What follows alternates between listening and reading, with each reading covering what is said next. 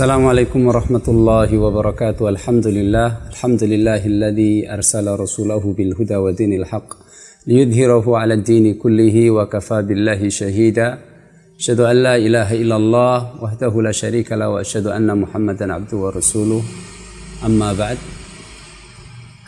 Alhamdulillah, pada kesempatan yang berbahagia ini Allah Subhanahu wa taala memberikan kita taufik, hidayah, inayah, kesehatan, istiqamah, iman, Islam, sehingga kita dapat melaksanakan kewajiban kita sebagaimana posisi kita sebagai hambanya Allah Subhanahu wa ta'ala. Pada kesempatan ini kita akan melanjutkan kajian kita terhadap kitab Bulughul Maram, yang pada kesempatan ini kita sampai kepada hadis ke 623 atau hadis yang ketiga dari bab zakat. Hadis yang ketiga dari bab zakat atau nomor dari keseluruhan hadis dari awal, yaitu 623.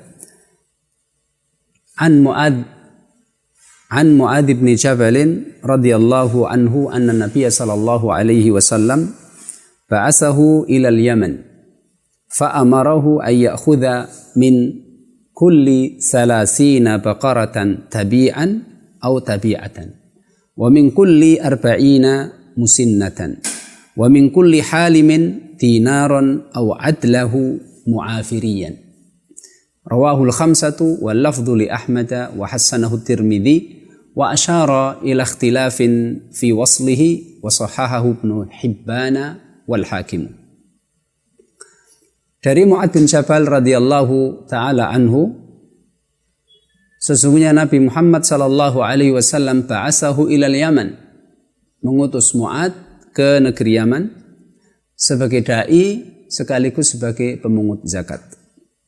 Fa amarahu, maka Rasulullah memerintahkan Mu'ad bin Jabal an ya'khudha min kulli 30 baqarah, untuk memungut zakat sapi.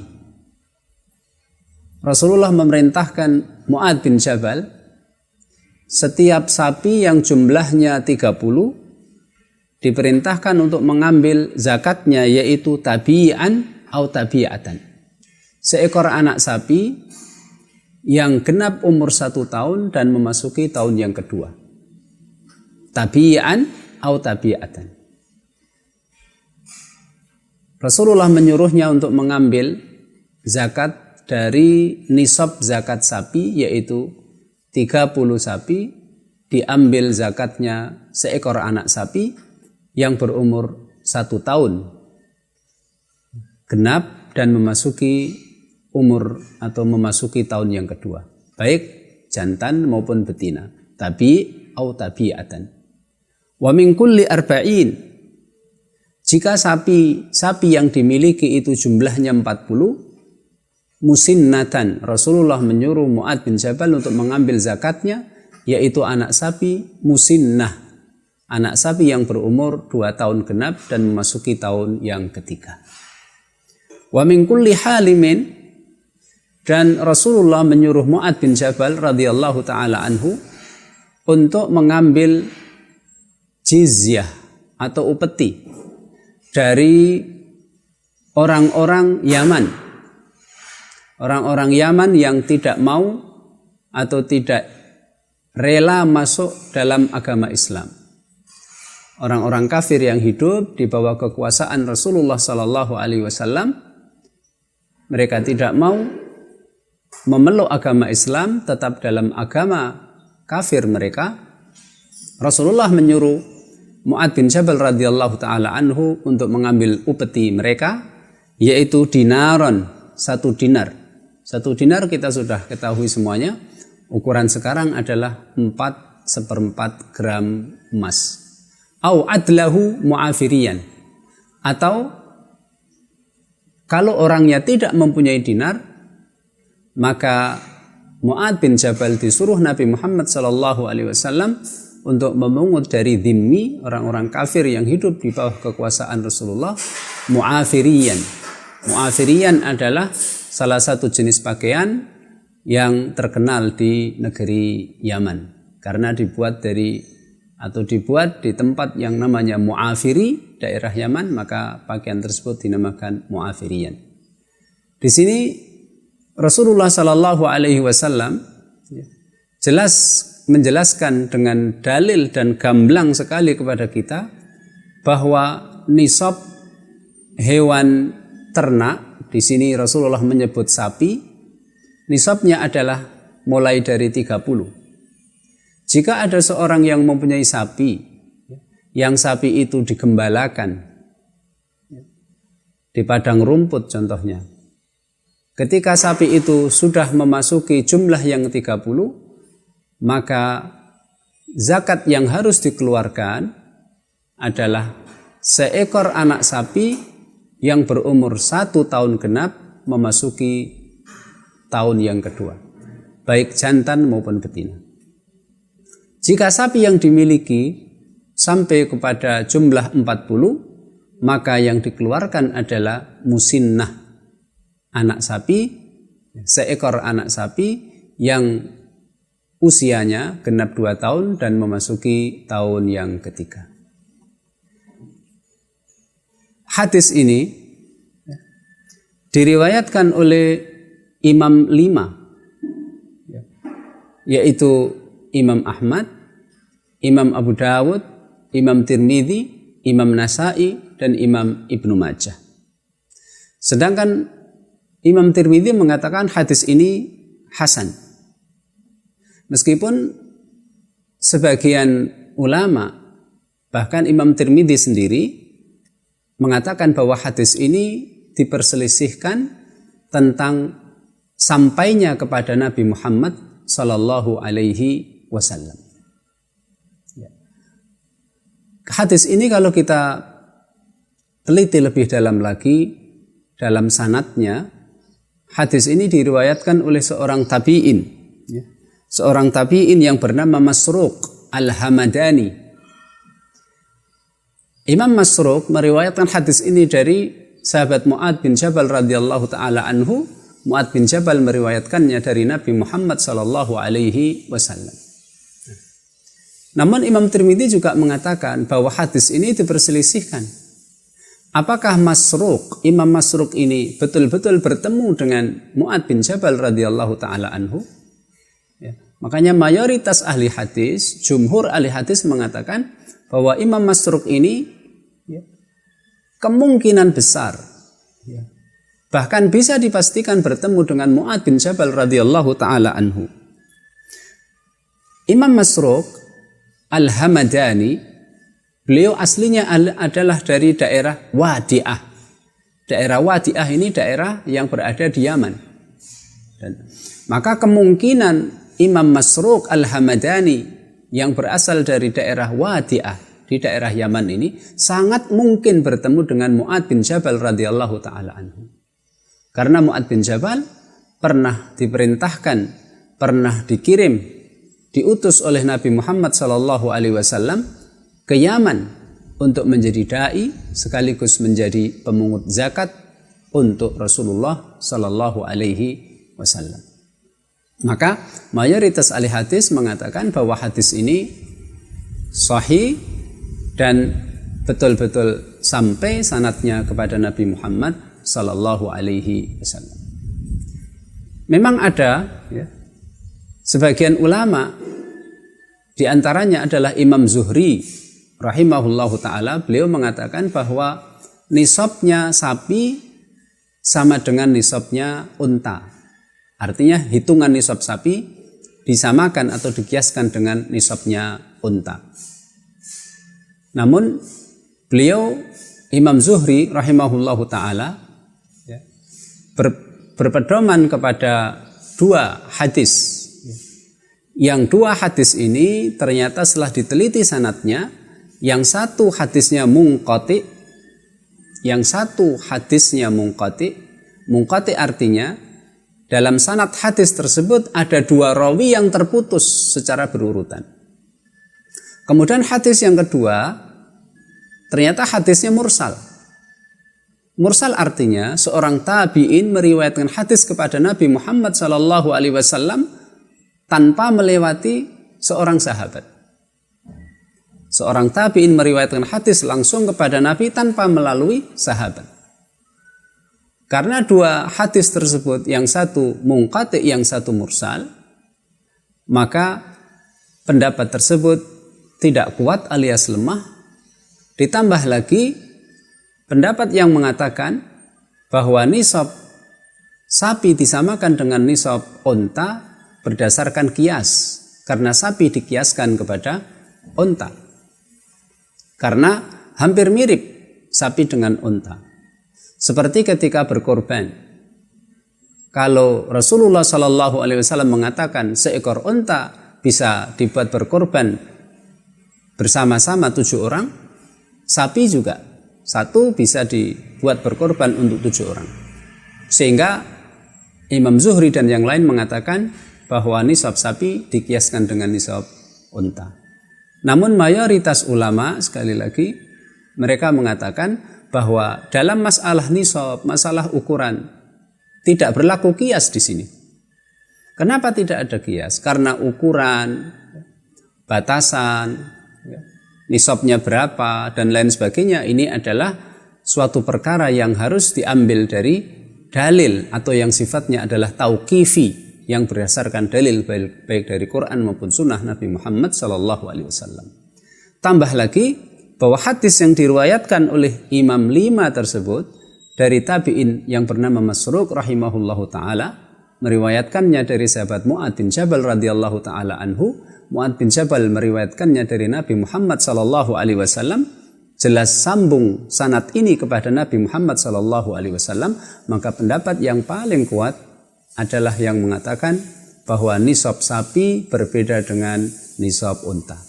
Nisab sapi sebagaimana hadis ini adalah jika sapi berjumlah 30, maka sampailah kepada nisab zakatnya, dan yang wajib dikeluarkan adalah seekor anak sapi yang disebut dengan tabi' atau tabi'ah, yang berumur 1 tahun genap dan memasuki tahun yang kedua, baik jantan maupun betina. Jika sapi-sapi yang dimiliki itu sampai kepada jumlah 40, maka yang dikeluarkan berpindah menjadi musinnah. Musinnah artinya anak sapi yang berumur 2 tahun dan genap dan memasuki umur atau tahun yang ketiga. Kemudian hadis selanjutnya adalah hadis nomor 624 atau hadis yang keempat dari bab zakat. Wa an Amr bin Shu'aib an abihi an jaddihi radhiyallahu anhum qala Rasulullah sallallahu alaihi wasallam tu'khadhu sadaqatul muslimina ala miyahihim rawahu Ahmad wa li Abi Dawud aidha la tu'khadhu sadaqatuhum illa fi durihim. Ini hadis diriwayatkan oleh Imam Ahmad dan juga diriwayatkan oleh Imam Abu Dawud, dan hadis ini hadis yang sahih. Rasulullah sallallahu alaihi wasallam bersabda, tu'khadhu sadaqatul muslimin ala miyahihim. Zakatnya orang Islam itu diambil dari tempat aslinya.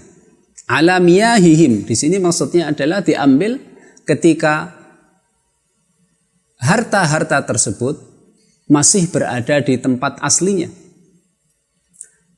Kalau hewan ternak, maka hewan ternak tersebut masih berada di kandangnya.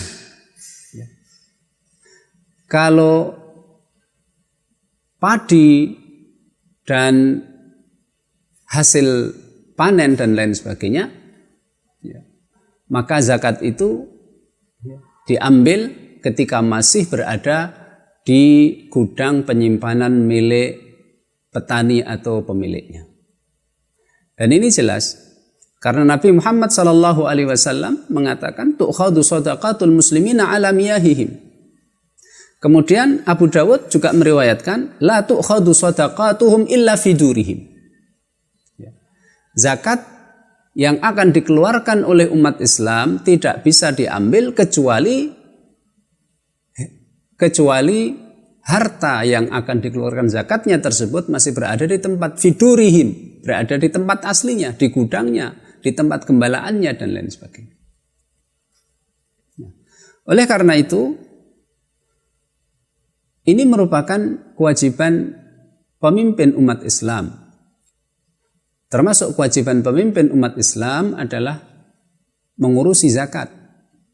Termasuk mengirim petugas zakat untuk mendatangi kaum muslimin yang mempunyai harta. Didatangi, kemudian dihitung hartanya, kemudian diambil zakat yang wajib dikeluarkan oleh mereka. Ya. Kenapa seperti ini Rasul Shallallahu Alaihi Wasallam memberikan tuntunan, memberikan arahan? Karena yang lebih tahu siapa yang berhak menerima zakat, yang lebih tahu siapa dan berapa hitungan untuk diberikan kepada yang berhak menerima zakat adalah pemimpin Islam atau wakil dari pemimpin Islam yang diberi tugas untuk mengurusi, memungut dan menyampaikan serta menyalurkan zakat kepada yang berhak.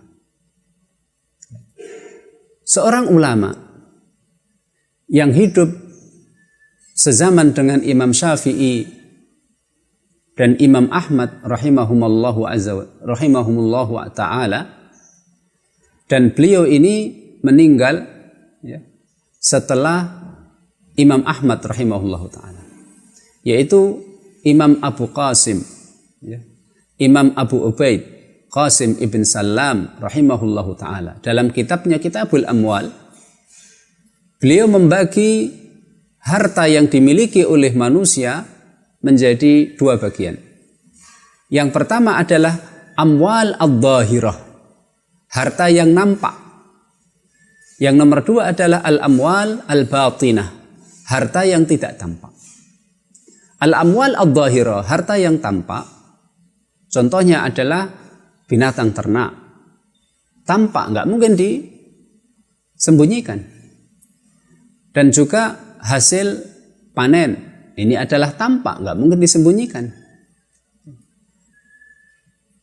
Kemudian harta niaga, harta perdagangan, ini tampak.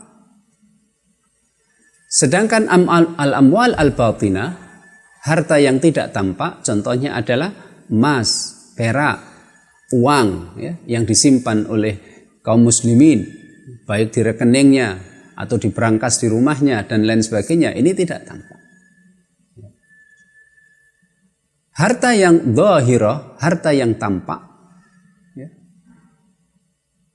Ulama sepakat bahwa jika petugas yang ditunjuk oleh pemimpin datang untuk memungut harta yang dhahirah, yang tampak dari pemiliknya, maka wajib pemiliknya untuk menyerahkan kepada pemimpin, kepada petugas tersebut.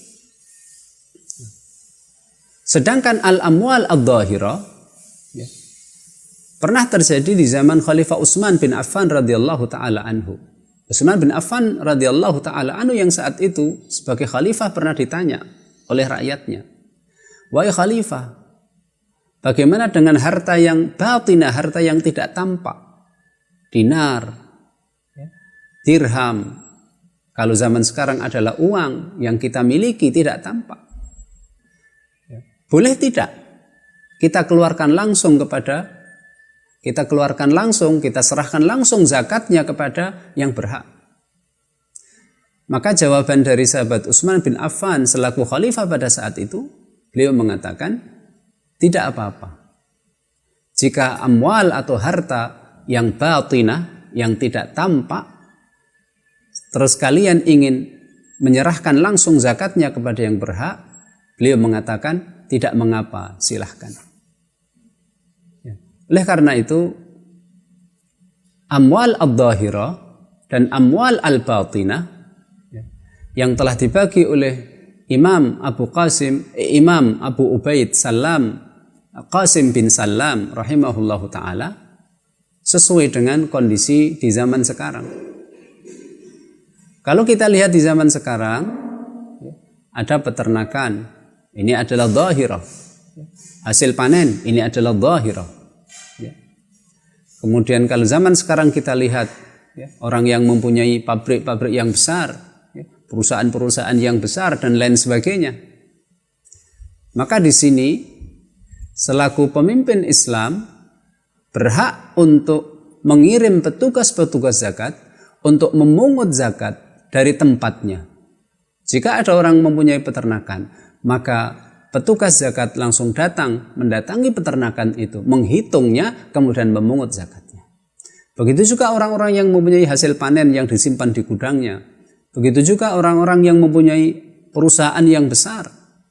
Di sini pemimpin Islam atau di sini adalah lembaga-lembaga yang diizinkan dan diberi wewenang oleh pemerintahan Islam untuk memungut zakat. Mereka berhak untuk mendatangkan atau untuk mengutus pegawai zakat, pemungut zakat untuk mendatangi perusahaan-perusahaan tersebut, lalu menghitung hartanya, kemudian mengambil zakat yang wajib mereka keluarkan.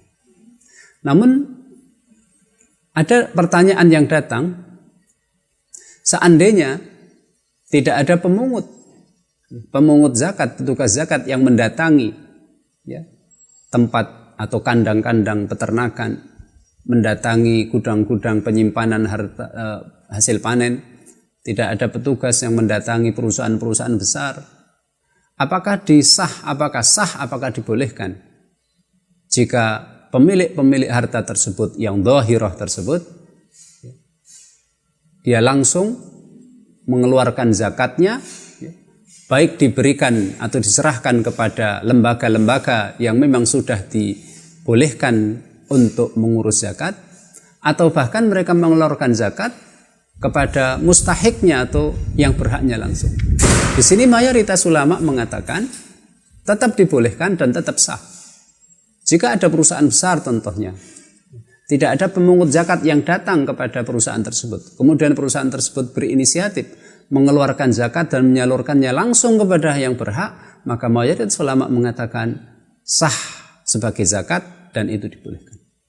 Namun jika ada petugas zakat baik dari pemerintah, dari pemimpin atau dari lembaga-lembaga yang memang diberi izin untuk mengelola zakat, datang ke situ memungut zakat, maka lebih baik mengikuti arahan Nabi Muhammad SAW yang mengatakan bahwa aslinya amwal ad-dhahira, harta yang tampak, adalah diserahkan kepada petugas atau pegawai atau pemungut zakat yang datang untuk mengambil zakat.